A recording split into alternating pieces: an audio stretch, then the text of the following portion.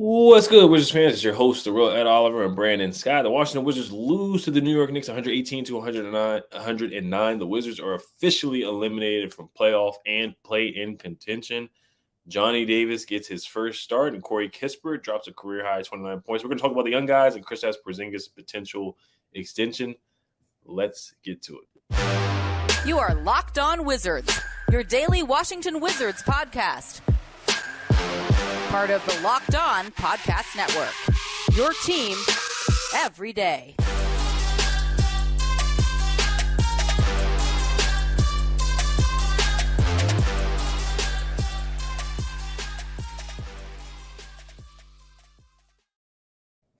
I want to thank you guys for making Locked On Wizards your first listen every day. We are free and available wherever you get podcasts. Today's episode is brought to you by PrizePicks. First-time users can receive a 100% instant deposit match up to $100 with promo code Locked On. That's PrizePicks.com, promo code Locked On. So the Washington Wizards, once again, they lost to the New York Knicks 118 to 109. They had a hot start in the first half, but the Knicks woke up in the second half and took over.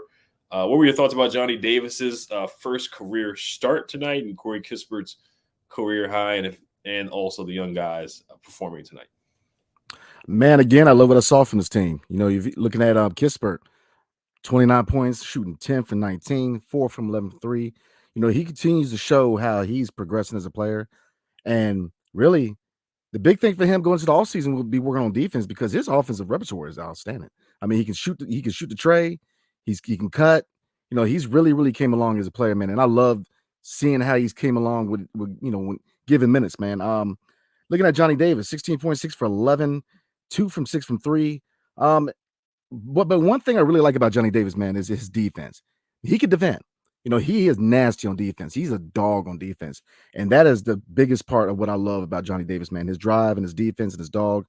And just like Corey Kispert, man, when given playing time, he is steadily getting better. You know, with confidence, he's steadily getting better. Another young guy. It was really good to see Quentin Jackson play tonight. You know, we were talking about the need for him. Both of us wanted to see him play. And with us officially out of the playoffs and / playing, why not? You know, you might see Isaiah Todd get some minutes down the stretch. I mean, yeah, I think right now you have to evaluate everybody and see where you at and see what you have on this roster. And depending on what they decide to do in all season, whether it's bring the solid 3 back or rebuild, at least now you know they have a solid foundation of young guys that you can build upon. I think that Corey Kispert is a valuable piece of the future for this team. You know, same thing with Denny is a little different because he's going to a contract year. So, you know, are they going to extend him? And if not, are they going to try to get value? But, you know, looking at the young guys who are here for more than 1 year, I like what I see from Jackson. Man, look, Taj Gibson. Tell me why this brother hit 4 threes all year long and then tonight decided to hit 4 threes. I mean, he was rocking them, man. And I mean, he hit one in front of the Knicks bench because I know he used to play in New York.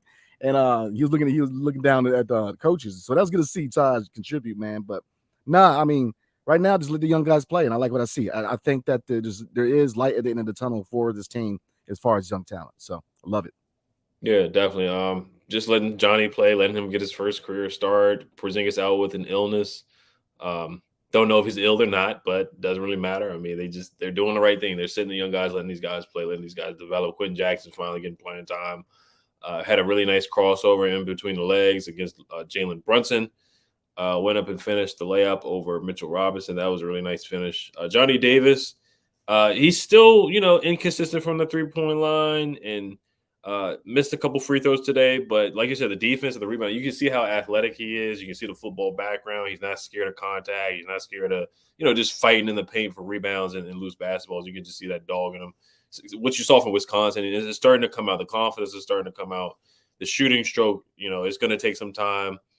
Just knocking down threes, 2 for 6 from the 3, which is better than what he did the other night against. Who did they lose to? The Magic. Yeah, they lost to the Magic.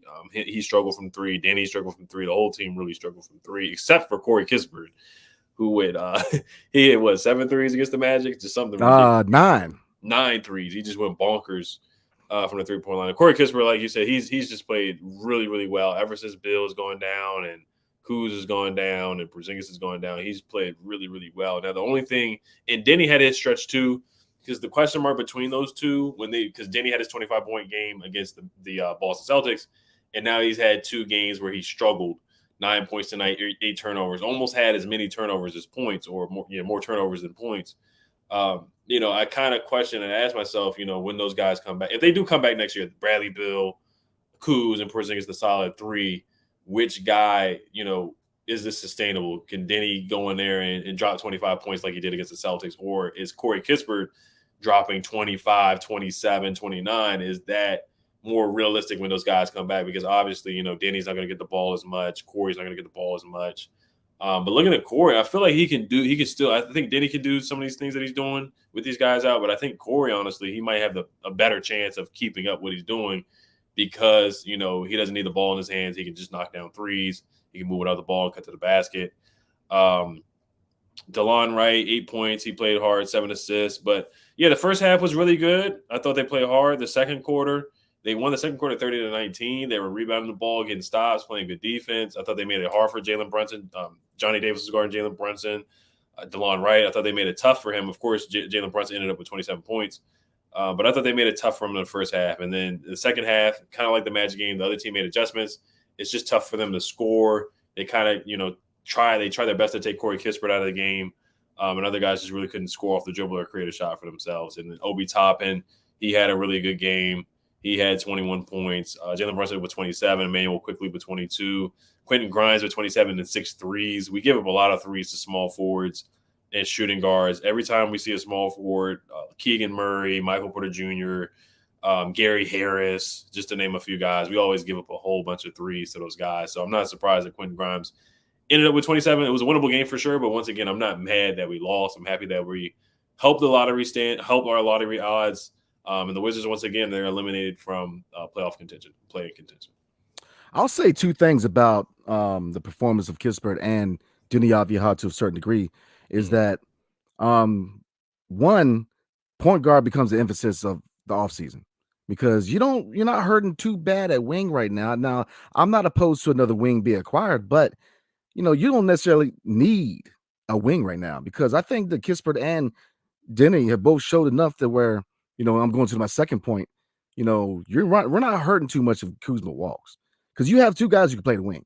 Now, obviously, I want to see Kispert work on his defense in the offseason. Obviously, on the flip side, Denny work on that three-point shot and add some more tools to his offensive repertoire. But, I like what I see from Kispert, man, especially starting. I haven't, going into the offseason, obviously we're going to talk about KP and a potential extension, but, this shows, it gives you a little glimpse of the future of the franchise a little bit because Kispert can play some basketball. I mean, he's gotten better. He really can shoot the rock, his high basketball IQ, he continues to really impress people. And, looking at Denny, obviously, consistency is his issue, but defensively, he's shown enough to where, he can stop a lot of these wings if he started. So, I love what I see from these young guys, man. It's really good seeing Johnny Davis come in and play quality basketball, especially struggling early on, working his way through the go-go and really building his confidence up. Gaff, kind of underwhelming a little bit. You didn't see too much from him. So, yeah, I love what I see from the young guys. At this point, we're officially out of the game. So, I want to see what we got because this is the future. You're really, at this point, they're showcasing what we got for the future. So, now, man, this is I'm with you. I felt like it was a winnable game, but then I was like, oh man, I don't mess up the lottery odds, man. So it's just sweet and sour feeling, man. But hat goes out to Kispert, man, because he's really, really evolving as a player. Right. Yeah. Jordan Goodwin gave some good minutes. Kendrick Nunn, he had 11 points tonight. I know he's trying to get another contract. I don't know if it's going to be with the Wizards next year, but of course he's showcasing for himself. He had 3 threes. Jordan Goodwin 5 for 11, 7 boards and 6 assists. And Johnny Davis 16 points in his first start. So I thought there were some flashes shown from Johnny for sure tonight. Now about the wing position, Kuzma. I know the Wizards, they want to bring him back. The only thing, if you let Kuzma walk and you let Denny and Corey play, the question mark is consistency. And yes, there was some inconsistency with Kuz as well. But of course, you knew that Kuz was going to be there, and he'll give you 20 points a game. He's going to rebound, he's going to pass, he's going to get to the basket. Just shot creation, getting to the basket consistently and creating a shot for yourself is still questionable with Denny and also Corey. Just consistency there, and of course Kuzma at this point is just the better player between those two guys. But of course, the price and the contract, and does Kuzma really want to come back? Because there's going to be a lot of suitors for Kuz. There's LA, there's out west, and so we'll see what happens with him. But as far as a starter with those guys, they do need more playing time to improve. But if the Wizards really do want to make a playoff push, then you probably would keep Kuz or see if there's another wing out there to help this roster out, a 3-and-D guy, somebody that can knock down threes. And Kispert's showing that too. He is showing that. So maybe he could be if he plays like this every game, then maybe he could certainly work his way in the starting lineup. If he's going to go out there and hit 3 or 4 threes a game, then he's got to play at least 30 minutes a game. So, but we're going to get into talks about the Kristaps Porzingis extension news or possible extension. But before we do get into that, today's episode is brought to you by PrizePicks. Today, the picks I put in, I did put a player prop in for Jalen Brunson to get over 29.5 points. He ended up with 27, so I did not hit that. Yesterday, I put in a prop for Denny to hit 29.5 points, but he had a rough game against the Magic. I did put in a prop for Franz Wagner from the Magic to get over 25.5 points, rebounds, and assists. He did get the over in that. So I've had a rough day the past couple of days, but there's some good days in there. So this is how PrizePicks works. You pick 2 to 6 players, and if they will go score more or less than their PrizePicks projection, you can win up to 25 times your money on any entry. No competing against other people. It's just you versus the projections available. PrizePicks offers projections on any sport that you watch. This includes NBA, NFL, MLB, NHL, PGA, college football, men's college basketball, women's college basketball. The national championship was today. Soccer, WNBA, Eurobasketball, cricket, and more. Entries can be made in 60 seconds or less. It's that easy, safe, and fast withdrawals. Currently operational in over 30 states and Canada. Download the PrizePicks app or go to PrizePicks.com to sign up and play daily fantasy sports. First-time users can receive a 100% instant deposit match up to $100 with promo code Locked On. If you deposit $100, PrizePicks will give you $100. If you deposit $50, PrizePicks will give you $50. Don't forget to enter promo code Locked On at sign up for an instant deposit match up to $100. All right, so the news that came out, I want to say it was Thursday, from The Athletic, Shams Charania. I'm going to read the article here really quickly. So it says Porzingis and Wizards are in contract extension talks. The Washington Wizards and center/forward Kristaps Porzingis are in active talks about a contract extension. League sources tell The Athletic, here's what you need to know. Porzingis and the Wizards have been seriously discussing a new deal in which he would opt out of his $36 million player option for the 2023-2024 season and sign a new long-term deal, according to news sources. I'm not going to read the article. I'm not going to read the whole article. I'm just going to read a part of it. The Wizards can offer Porzingis a maximum of 4 years, $180 million if he opts out for next year and extends his deal. The deadline to reach such an agreement is in late June. The Wizards, who have dealt with a variety of injuries and setbacks this season, are 34-42 at that time. Now we're 34-44. And in 11th place in the Eastern Conference, they have decisions to make on the futures of Porzingis and forward Kyle Kuzma. So I'm trying to see if there's anything else from the article. But what are your thoughts on it? Of course, the solid 3. Are you going to tie up? You're going to pay Bill $50 million per year. Then you're going to have to pay Porzingis possibly 36 or more per year. Chase Hughes said that he thinks that Kyle Kuzma possibly could get $30 million per year. So I mean, you're doing the math. 50 plus 30, so that's 80 per year. Really 40 per year with Porzingis' contract. Then another 30, or even just 25. Adding Kuzma's contract, you're looking at basically almost near $100 million per year for a solid 3 that just got eliminated from the play-in and playoffs. So what are your thoughts about it? I mean, I want to rebuild. I think that for long-term success, this franchise needs to rebuild. But they're intent on bringing this solid 3 back. They're really intent. So like I said, I mean, when you look at a potential deal for KP and a potential deal for Kuzma, and you coincide that with a deal or for the Supermax contract for Bradley Beal, and then you got to throw in the extension that kicks in next season for Daniel Gafford, and you still have Denny, you still got Monte Morris. I mean, like you said, the only way this adds up if they go into the luxury tax. And, Ted has said many things, but he also said that he doesn't want to pay the luxury tax. So, again, I'm really confused about what the actual direction is as far as what they really want to do, because to me, it looks like, I mean, they're not going to say it right now, but I think they're choosing between Kuz and KP, and they're taking It's like a military. What we say in the military is a path of least resistance, and that's kind of what they're doing. They're reaching out to one of them because we said it early on. They need to be transparent and see where their head is at. Do what they want to stay, do what they want to go, and it seems like out of the duo of Kuzma and KP's the one who got in the talk. So because I think if you sign one, you don't sign both. Because you got to be. I mean, he's. Ted's got to know this. Tommy's got to know this. You cannot pay all three and not go into the luxury. So I think, like they always do, smoke and mirrors, and not really try to tell people what they're trying to do. So I think that if they sign KP long term, Kuz walks, because like you said, this core has proven that we haven't even made the play-in, and so what's the vision? So outside of that, knowing they're not going to rebuild, would I have a problem with it? No. I like KP. I like his game. I like how, when healthy, he played at an all-star level this season. He was an all-star. And I stand by that. I believe he should have been an all-star selection this year. Obviously the injury concerns are always in the back of everybody's mind, especially when you get into this type of money. Once you go into that long-term contract, man, obviously a big red flag will be his injury concerns, because look in DC, man, we have an issue with signing long-term contracts with people that didn't mess around and get hurt.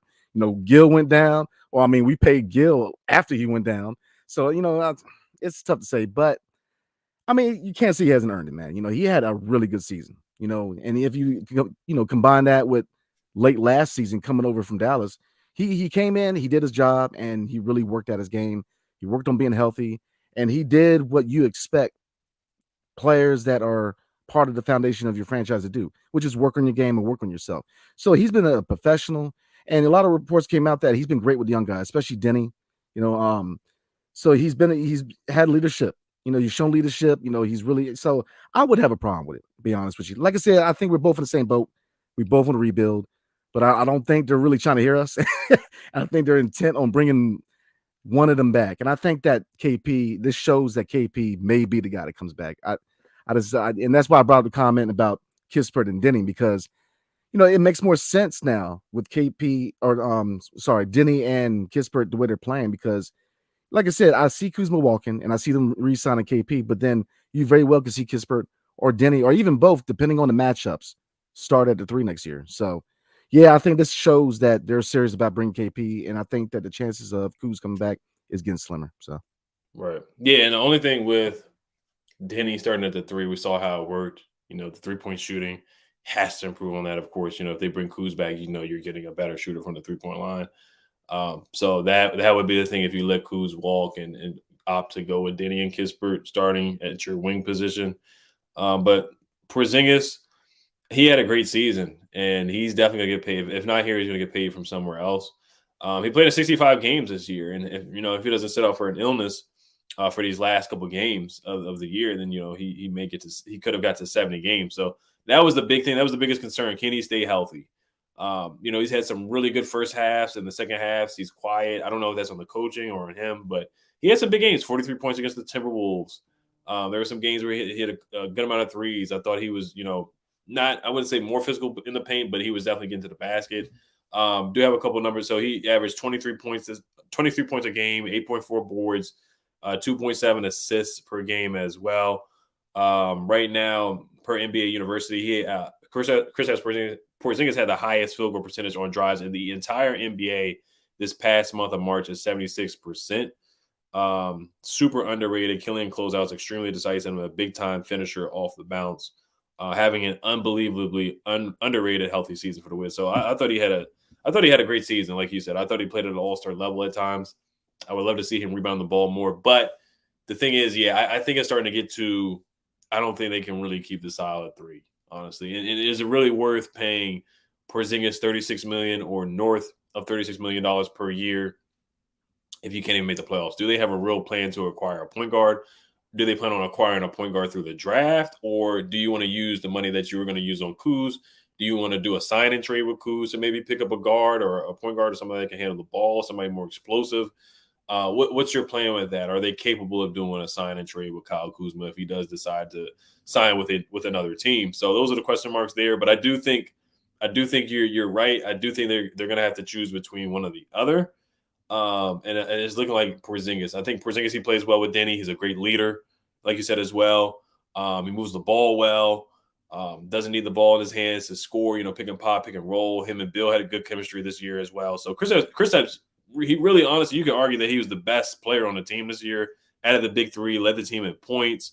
I want to find the stats as well. I think he was leading the team in points and rebounds. Oh yeah, he's leading the team in points this year, rebounds this year, blocks this year, and free throws. He really gets to the free throw line a lot as well, and he really can dominate a game and take over. When he has his mindset in, he can really dominate and take over a game. That's the frustrating thing with him is the first half he would dominate games.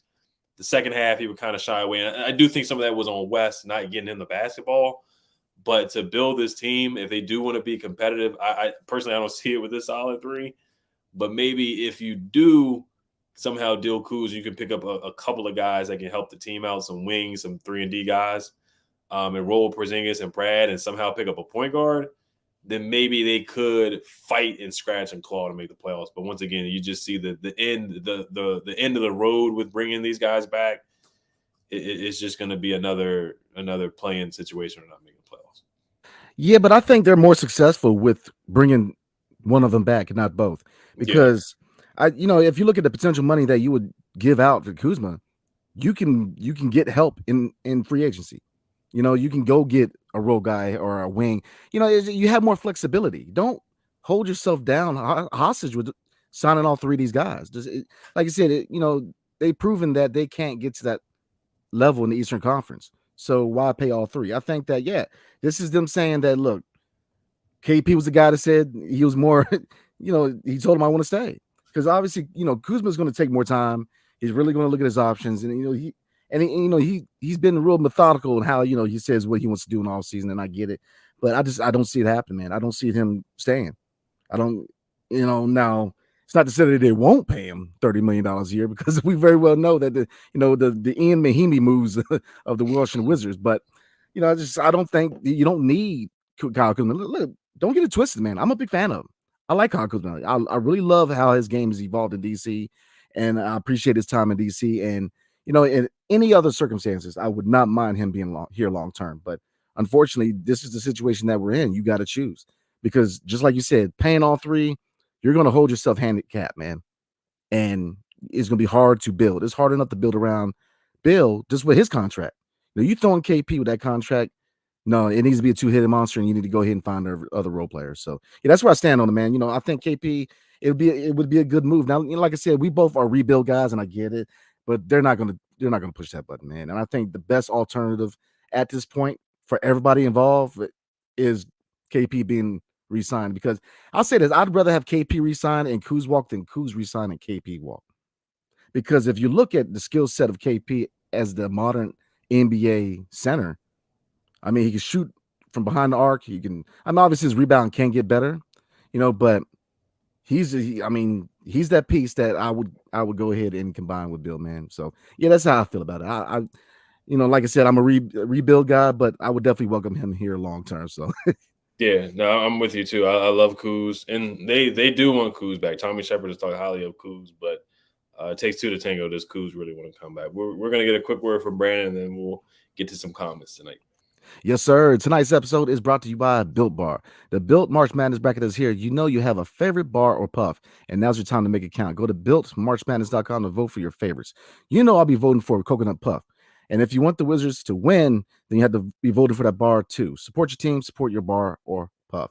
And when you vote for your favorite bar or puff, you will be entered into a drawing where 50 lucky Locked On listeners will get a free box of Built. That's right, 50 or a free box of Built. Not only that, but one Locked On fan will win a 12-month subscription to Built to have Built's best bars and puffs delivered monthly straight to your door. You got to try Built.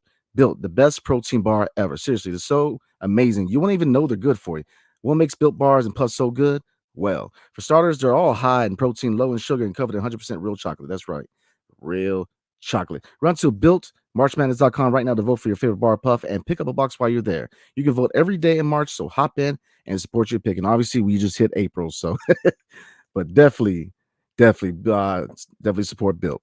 So let's get into some comments. Yeah, we'll probably read one or two. We'll probably get into some more. There's 73 comments on here, so we'll probably read one or two and then wrap it up. Of course, Israeli fandom is in the house. He said Danny has played great tonight. He could be a double-double machine if he was coached correctly. Didn't have his best game tonight. 8 turnovers. When you almost have more turnovers than points, it is concerning. 9 points, 8 turnovers. He did have a nice take to the basket, I thought. I want to say it was against Obi Toppin. I thought he did start to get downhill. He had a really nice pass to Gafford as well when the Wizards went on their run. But yeah, it's just the inconsistencies. He'll have 25 points against the Celtics, then he'll struggle against the Magic, he'll struggle against the Knicks, and then maybe he'll go on a turbo run. So it's just the consistency that I just have not been able to see from him throughout his career. That's just what I want to see. I know he's not going to go out there and drop 25 every night, but you just want to see consistency. So the 3-point shooting, 1 for 3 from the 3-point line, 3 boards. Usually rebounds more than that. So that was a little surprising to me that he didn't rebound as much as he usually does, because he usually, like you said, a double-double machine. He's a guy that can go out there and get you 10 boards pretty easily, 8 to 9 boards. So that was probably the most concerning in the turnovers tonight as well. Yeah, as far as Denny, man, it really behooves him to work on his shot and really work on his offensive repertoire in the offseason, because, whether he stays or not is a contract year. So his future is in his hands.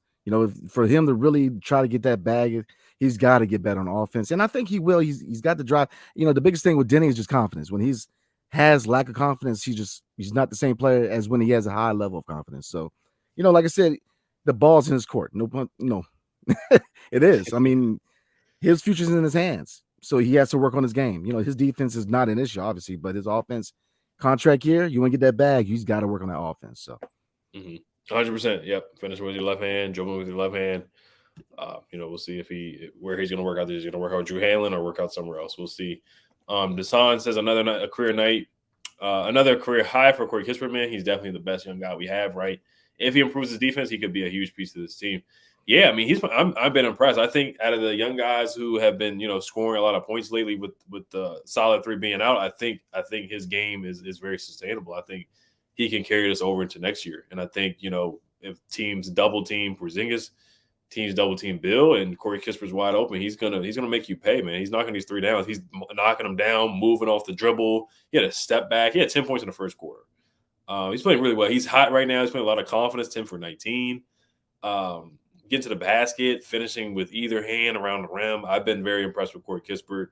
I have nothing but good things to say. I just want to see, can he do it with a solid 3 coming back? And I think he can do it. I think he can knock down shots and move without the ball and get to the basket. So I've been very impressed with the way he's played. Yeah, I mean, I think he's the biggest piece of the future right now. If you look at, his skill set and his contract. We said it before. It's nothing against Denny. I like him as a player. I like what he's done in DC, man. But, if you look at the fact that he's going into a contract year, they got to make a decision on Denny. Because if you're not going to extend him, you got to get value. And he's got some value. His defense carries value. Looking at Kispert, yeah, man, he's impressed me. I like what I see from Kispert. He's really gotten better, especially with playing minutes. So, with playing time, man, he's really shown that he can play at a high level, man, especially with that shooting. I mean, he's easily the best shooter in that draft, man. I mean, he is really shooting at a high level. So, yeah, I definitely agree. Yeah, it's really between him and Trey Murphy, who was selected, 1 spot behind him or 2 spots behind him. Yeah. I know a lot of Wizards fans wanted Trey Murphy, but I'm happy with what we've gotten from Corey Kispert for sure. He's playing really good ball. Desan said 4 Knicks with at least 20 points tonight. When do we get to see this amazing defense West supposedly brought here? We'll just laugh at that comment. There's not much to say about that one. We talked about West's defense all year. So I mean, we'll see. Maybe not. If West is still here next year, maybe we'll see some improvement on the defensive side of the ball. Bullets Nation said, and with this loss, we are officially eliminated from playoffs. Will this convince Ted that change is needed? New GM and new coach? Apparently not. I mean, they're trying to give out an extension to Kristaps Porzingis, and then they had talks before the trade deadline to extend or re-sign Kyle Kuzma. So they really want to bring this 3 back. They really think that they can win with this 3. They want to be competitive with Bradley Beal as the number 1 guy. So, no, this has 0 effect on Ted from what I see. Yeah, nothing's going to change as far as, I mean, we can sit here and say that we definitely need to evaluate head coach, but nah, I don't think he's going anywhere. I don't think Tommy's going anywhere. They're going to stick with him. And like I said, they're intent on bringing this solid 3 back, but But then again, I mean, they gotta know, man. They gotta know they can't afford all three. So we'll see. Mhm. Yeah, and that first round pick, we'll see what they do with it. Yeah, I don't know. Tommy he's a disciple of Ernie Grunfeld, so they may try to trade the pick for a veteran point guard. We'll see what happens with that. The press Wizards fan says Danny 9 points, 8 turnovers, 4 fouls. What was he doing? Question mark, question mark, question mark. Unacceptable. I'm with Brandon. You have to package him in 2 seconds for a extra first this year. We'll see. I don't him in 2 seconds for a first. I don't know how the league values him. If they only gave up Kendrick Nunn in 3 seconds for Rui, then it's probably going to be something similar to that. So I don't even see us getting a first for Denny at this point.